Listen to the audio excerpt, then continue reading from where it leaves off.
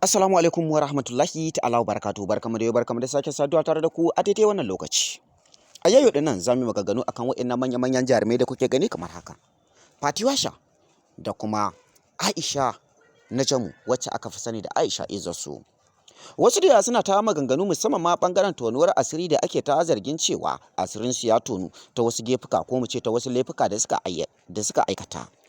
Wasu batutuwa da yawa sun yi yawo kan bangaren abubuwan da suke gudana a cikin Najeriya, musamman ma bangaren arewacin Najeriya, yanda wasu da suke ta Allah wadai da jaruman mata da kuma suke cikin masana'antar Kannywood, inda wasu da suke cewa jaruman matan Kannywood babu abin da suke yi sai bata tarbiyya da kuma lalata al'ada ta malam Bahaushe, inda wasu da suka kara da cewa mafi yawancin jaruman matan Kannywood a cikin kaso uku, kaso biyu wato karuwai ne, inda wasu ma suka kara cewa gabaki ɗayansu wato karuwai ne, kamar yadda malam Bahaushe yake cewa wake ɗaya shi ke ɓata gari. Idan kuwa muka koma bangaren abubuwan da suke gudana tsakanin Fati Washa da Aisha na Jamu, wasu abubuwa da yawa suna gudana waɗanda suka ajiye mu kan batutuwan da ya kamata a yanzu ku fahimta game da yanayin jaruman matan Kannywood. Idan muka garzaya bangaren abubuwan da suke gudana kan cewa dudu yayi da cewa wato Aisha na Jamu bata daɗe da fara harkar fim ba, inda rekod ya nuna cewa bata wuce shekara 3 da fara harkar fim ba, amma a yanzu ta samu ɗaukakar da mafi yawancin wasu matan da suka kai shekara 10 suna gudanar da acting a cikin masana'antar Kannywood ba samu ba. Wasu da yawa sun tabbatar da cewa wannan abu yakan biyo baya ne ba don komai ba sai don wata manufa da ita wannan jaruma take da shi, kamar yadda wasu da suke cewa wannan jaruma tana yin wasu abubuwa ne wanda ba kowace mace ce za ta iya yi ba, inda wasu kuma suke cewa ai ba komai ne yasa take yi ba, tana yi ne domin ta ƙara samun ɗaukaka da kuma nasara a cikin rayuwarta, sai dai ya kamata ta dinga yin wato tafiya tana leƙa bayanta, ko ba komai malam Bahaushe ya ce waiwaye adon tafiya. Akwai mutane da yawa da suke da maganganu ta wasu bangarorka daban-daban, wanda ya kamata a ce mu yi maganganu kan abubuwan da suke tattofawa, inda jarumai mata da kuma jarumai maza sun yi maganganu da yawa akan hakan, inda wasu daga cikin jaruman ma a yanzu muna dauke da maganganun su, inda za mu gaya muku abubuwan da suka faffada game da waɗannan jarumai wato mata.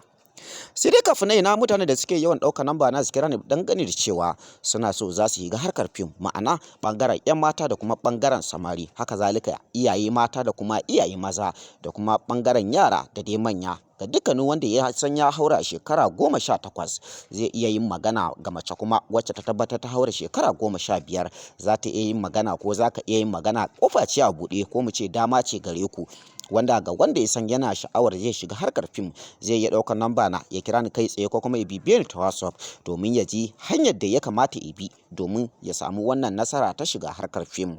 Haka zalika yana sababbin mawaƙa waɗanda suke yawan ɗaukar namba na su kira ni dangane da cewa suna son waƙoƙin su yawo a san su, a dinga neman su a faɗin duniya. Ku sani cewa ku kanku a yanzu lokaci ya riga yi ga wanda yake bukata a tallata mara waƙoƙinsa domin a san shi, a dinga neman shi a faɗin duniya. Haka zalika ga wanda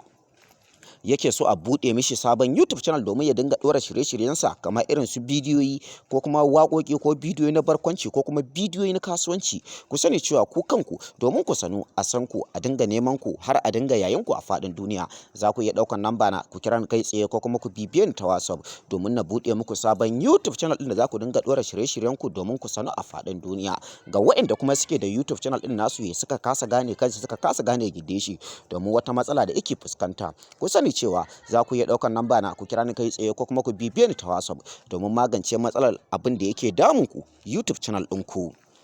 A gurguje bari mu koma ainihin abin da ya ajiye mu, wato bangaren waɗannan jarumai da kuke gani kamar haka, kuma musamman bangaren cece kuce ko Allah wadai da wasu manya-manyan mutane suke yi a cikin masana'antar Kannywood game da waɗannan jarumai mata, inda wasu da yawa suka faɗi maganganu marasa daɗi a kansu, inda suke cewa waɗannan jarumai babu abin da suke yi wa masana'antar Kannywood wato sai Allah wadai ko kuma abin kunya da suke janyo mata, musamman ma idan muka ƙara waiwaye ga yanayin tafiyar wato jaruma Aisha na Jamu wacce aka fi sani da Aisha Izzarso, inda wasu da suke cewa totally bata wuce shekara 2 zuwa shekara 3 da fara gudanar da acting a cikin masana'antar Kannywood ba, amma ta samu ɗaukaka ko mu ce ta samu wata nasara wanda a yanzu ba kowace jaruma ce wacce ta ya ɗauki kimanin shekara 10 take da ita ba. Shin menene dalilin samun wannan ɗaukakar tata? Shin me tai har ta samu wannan ɗaukaka? Ta kauce hanya ko ko tana kan hanyarta? Duk ku ci gaba da bibiyan mu domin jin sirrikan jaruman Kannywood da kuma jin abubuwan da suke gudana a cikin masana'antar Kannywood bangaren mata da bangaren maza. Ku yi subscribing kana ku danna ƙararrawa